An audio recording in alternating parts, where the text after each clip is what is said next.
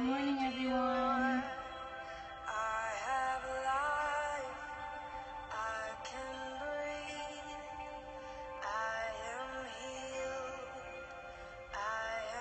Good morning, Sunflash.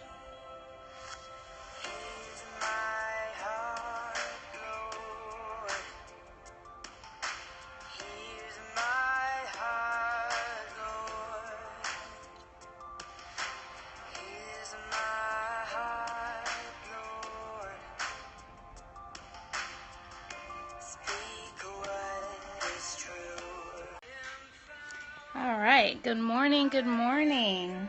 For those of you who do not know, my name is Nicole Miller, author of How to Overcome Heartbreak, Stories That Heal, as well as How to Overcome Heartbreak, Recovering from Misguided Love. Both books are available on Amazon. Basically, the first book, I talk about my own personal story of a relationship I was in that ended up in heartbreak. Thanks for the hearts, guys. And how God used my pain and turned it into purpose. In the second book, I'm joined with 13 other individuals who share their story. And it's so cool because maybe you can't relate to my story, but you can relate to theirs. They all discovered identity, purpose, and healing after a devastating breakup. So it's just encouragement that you know that your story does not have to end with pain or a breakup. And if you or someone you know needs that information, feel free to go to overcomingheartbreak.net. You can visit my blog site, betterthanwines.net. You can email me, Nicole Miller at overcomingheartbreak.net. And I also give a personal consultation if you need assistance, one-on-one assistance with overcoming heartbreak.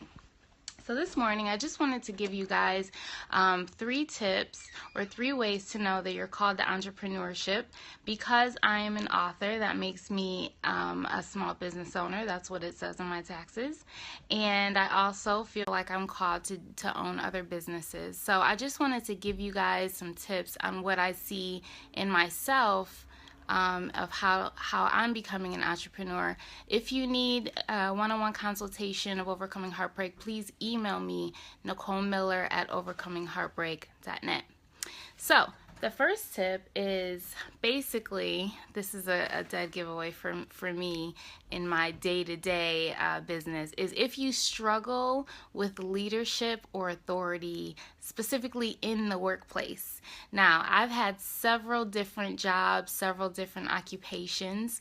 I've had, good leadership, poor leadership, whatever the case is. And what I've learned that even when I've had good leadership, it's been difficult. It's been difficult for me because I am wired in such a way that I just kind of want to do my own thing.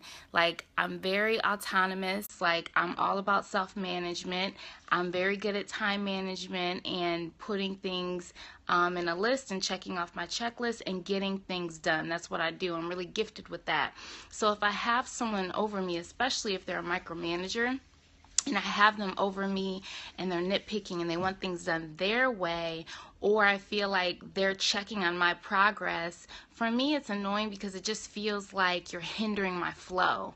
Like, I know how this goes. I know the time frame it's going to take me to complete this project. I know how to get this done. You're hindering my flow. So it's not necessarily that that you're a bad leader. It's just that because I'm called to be my own boss, I really struggle with having a boss. And the other side of that, good morning, Kareem. The other side of that is I have had to learn humility, and I've had to learn discipline, and I've had to learn how to respect authority even when I don't agree with authority. So even if I struggle in that position of having authority over me, that doesn't make it okay to disrespect authority. There's a time and a season for everything. So I've had to learn to submit my gift of being autonomous and my gift of being a self-manager. I've had to submit that to, God's leading in my life and to the leadership that He's placed over me.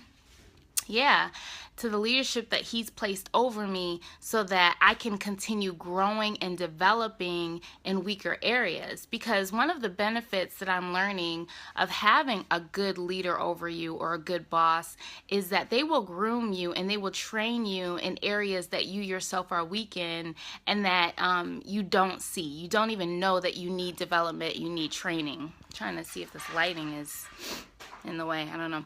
Anyways, So that's the first tip, is if you struggle with having leadership or authority over you, specifically in the workplace. And looking at my notes, the second tip is if you're creative and you are a visionary. So you know you're called to entrepreneurship if you're creative and you're a visionary. There is no entrepreneur that is in that position without creating something unique, without having a vision, without seeing purpose, seeing ahead of time, being innovative, seeing something that no one else sees, or maybe something that's similar that someone else does, but they can't do it the way that you do it. So I'm an author, and I'm not the first author in the world, but there aren't many Christian authors who are talking about overcoming heartbreak, who are talking about dating, who are talking about relationships. So clearly, if you're called to entrepreneurship, you need to have a vision, you need to have a niche, you need to have something that is innovative, that's new, or no one can do it the way that you can do it. And the third tip is, are you a leader? Again, this is like a core value of an entrepreneur. You struggle with someone being in leadership or authority over you because you yourself are a leader. And it doesn't just have to be in business. I've been in several leadership positions outside of business. And so it's because I'm a leader that any environment that I'm in, I'm gonna end up being the leader. I'm gonna end up taking the reins. Now, there are times